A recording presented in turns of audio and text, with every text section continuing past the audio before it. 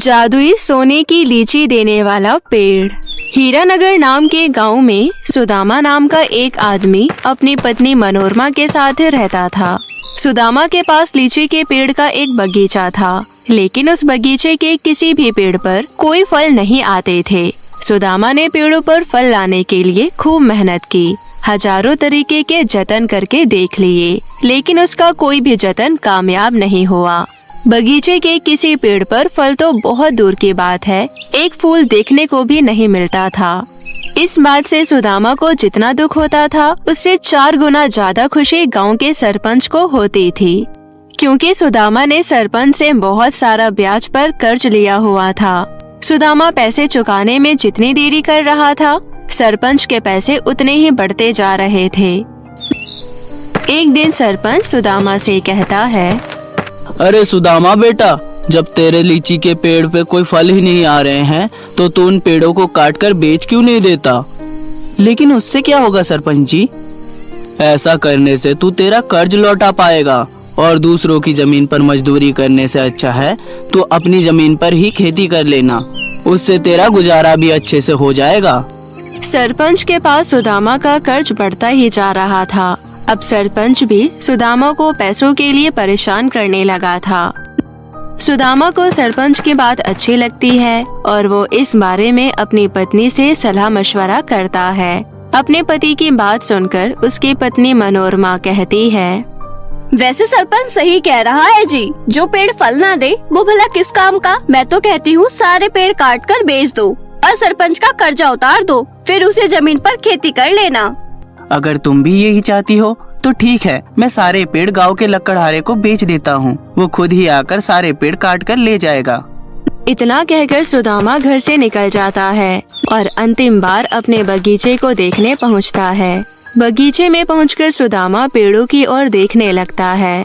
तभी उसकी नजर पेड़ पर रहने वाले पक्षी और उन पर बने घोंसलों पर पड़ती है। सुदामा उन्हें देखकर बहुत खुश होता है और मन ही मन सोचता है, मेरे बगीचे के पेड़ों पर तो छोटे छोटे जीवों और पक्षियों का एक छोटा सा संसार बसा हुआ है। अगर मैंने पेड़ कटवा दिए तो इनकी भी दुनिया उजड़ जाएगी, ऊपर से वातावरण की हानि भी होगी, वो अलग। और वैसे भी मैं रुपये पैसे के लालच में प्रकृति को धोखा नहीं दे सकता, मेरे लिए ये एक गुनाह के समान है। ये सब सोचकर सुदामा लीची के पेड़ों को कटवाने का विचार त्याग देता है। सुदामा के इस निर्णय पर सरपंच को उस पर बहुत गुस्सा आता है। वो सुदामा के घर आकर उसे धमकाने लगता है, अगर कमाई नहीं होगी तो मेरा कर्जा कहाँ से चुकाएगा?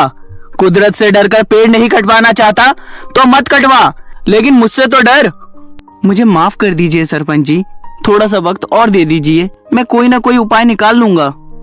ठीक है, मैं तुझे 1 हफ्ते का वक्त देता हूँ। 1 हफ्ते में तू मेरा सारा पैसा चुका दे, नहीं तो मैं तेरे लीची का बगीचा अपने नाम करवा लूंगा। सरपंच की ये बात सुनकर सुदामा बहुत दुखी हो जाता है और सरपंच का कर्ज चुकाने के लिए वो कई लोगों के पास पैसा उधार मांगने जाता है, लेकिन उसे कहीं से भी पैसा उधार नहीं मिलता। उसी बीच सुदामा एक सड़क दुर्घटना का शिकार हो जाता है और उस दुर्घटना में वो अपना एक पैर गंवा देता है। मनोरमा, अब क्या होगा? एक पैर पे खड़ा होकर मैं घर की सारी जिम्मेदारियां कैसे पूरी करूंगा? आप बिल्कुल चिंता मत कीजिए जी, शायद ईश्वर को हमसे यही मंजूर था। मैं हूँ ना, घर की सारी जिम्मेदारियां मैं उठाऊंगी। इस तरह एक पैर खो देने के बाद सुदामा व्हीलचेयर का मोहताज हो जाता है और घर की सारी जिम्मेदारियां मनोरमा के कंधे पर आ जाती है। एक दिन फिर से सरपंच सुदामा की पत्नी को कहता है, अभी भी कह रहा हूँ कि लीची के पेड़ काटकर सारा कर्जा चुका दो। शायद आप सही कह रहे हो सरपंच जी, अब तो मेरे पास लीची के पेड़ काटने के अलावा कोई दूसरा चारा ही नहीं है।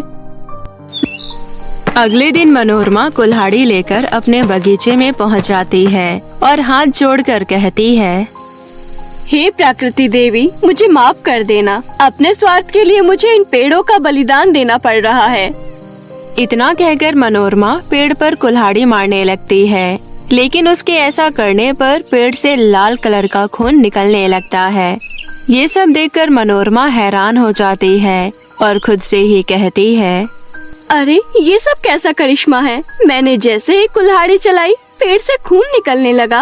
ये कैसा चमत्कार है? अब जो भी हो जाए मैं पेड़ बिल्कुल नहीं काटूंगी।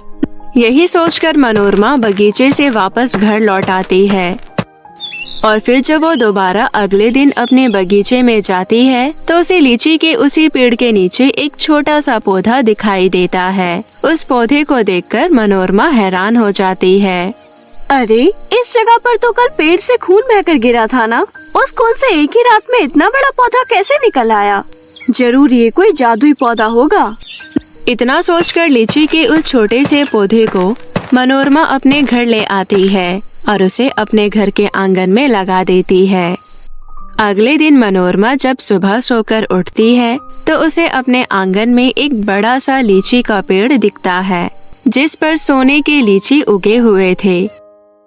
मनोरमा तुरंत अपने पति के पास जाती है और कहती है, अरे सुदामा जी, देखो कमाल हो गया। मैंने कल जिस पौधे के बारे में आपको बताया था ना, एक ही रात में वो पौधा एक बहुत बड़े विशाल पेड़ में बदल गया और उस पर सोने के लीची उगे हुए हैं। जरा मुझे भी दिखा दो, मैं भी देखना चाहता हूँ। मनोरमा सुदामा के व्हील चेयर को घर के आंगन में लेकर जाती है। अरे वाह, ये तो सचमुच सोने की लीची है। अब तो हमारे सारे कष्ट मिट जाएंगे। हाँ सुदामा, भगवान ने हम गरीब की सुन ली है। अब हम सुखी से जिंदगी जी सकते हैं।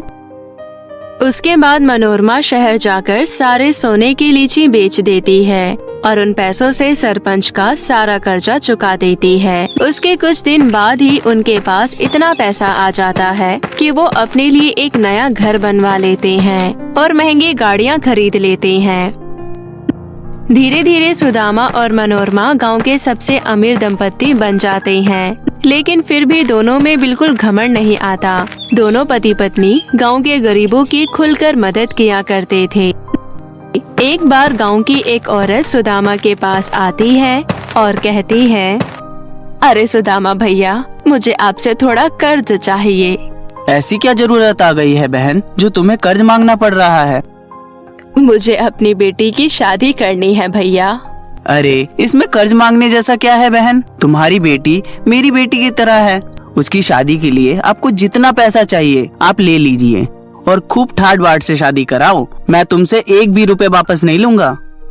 भगवान तुम्हारा भला करे भैया। हर गांव में तुम्हारे जैसा एक व्यक्ति होना ही चाहिए। सुदामा का अचानक से गांव का सबसे अमीर आदमी बन जाने से गांव के सरपंच को उसे बहुत जलन होने लगती है और वो सुदामा का बुरा करने के बारे में सोचने लगता है। एक दिन वो अपनी पत्नी से कहता है, ये गरीब सुदामा के पास अचानक से इतना धन कहाँ से आ गया कि यह गांव का सबसे अमीर आदमी बन गया? मुझे तो दाल में कुछ काला नजर आ रहा है। सरपंच की ये बात सुनकर उसकी पत्नी कहती है, जाने दीजिए ना, कहीं से भी आया हो पैसा।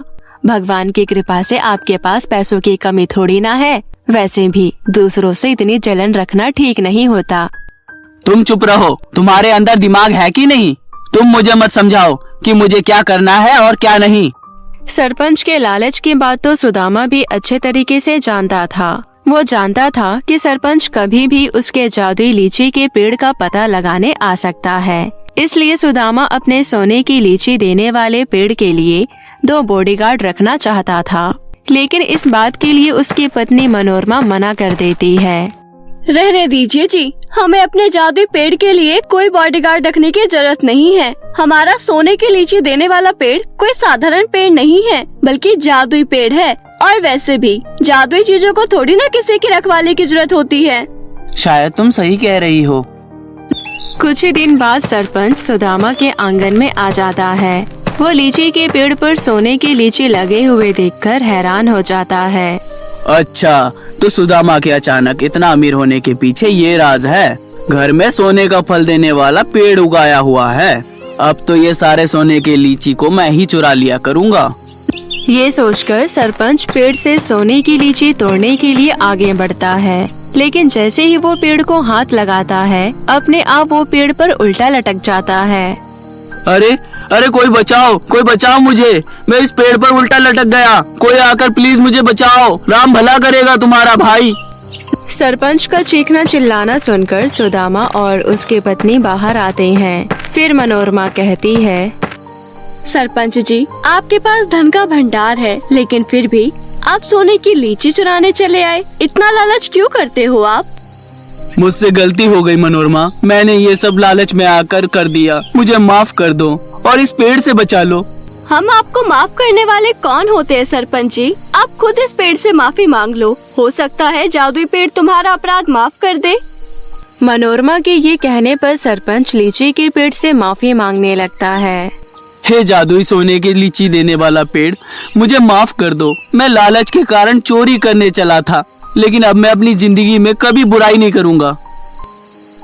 माफी मांगने के बाद सरपंच खुद ही पेड़ से नीचे गिर जाता है और अपनी करनी पर पछताते हुए वहाँ से भाग जाता है। तभी मनोरमा कहती है, आपसे जलन और धन का लालच सच में इंसान को पागल ही कर देता है। उसके बाद से दोनों पति पत्नी अपना जीवन अच्छे से व्यतीत करने लगते हैं। तो मेरे प्यारे दोस्तों, कैसी लगी आपको हमारी ये कहानी? हमें कमेंट करके जरूर बताएं और इसे अपने दोस्तों के साथ भी शेयर करें। और हाँ दोस्तों, अगर आपने अब तक हमारे चैनल मिंगी टीवी को सब्सक्राइब नहीं किया है तो जल्दी से नीचे लाल बटन दबाकर अभी कर ले। तो मिलते हैं आपसे फिर किसी नई कहानी के साथ। तब तक के लिए आप अपना ध्यान रखें। धन्यवाद।